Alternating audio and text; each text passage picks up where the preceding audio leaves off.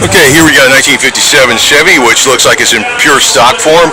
I could tell just by, I don't know if it's got a 265 or 283, probably 265.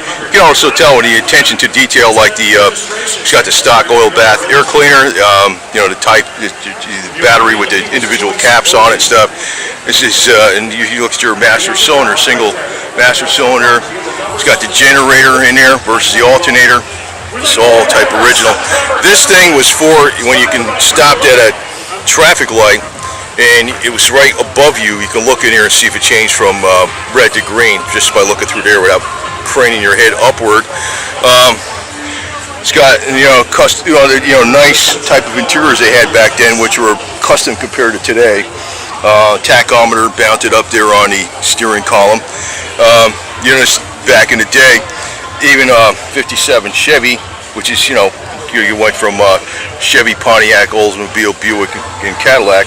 But even the Chevy had much nicer interiors than they have today. Here you got the silver piping, nice cloth interior, cloth inserts with multicolored with some of the blue mixed in with the black.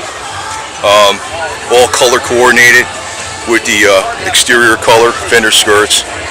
And actually, none of these cars really looked that good back then, even when they came out.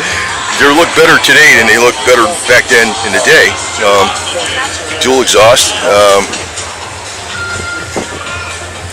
And of course, we got your drive-in movie.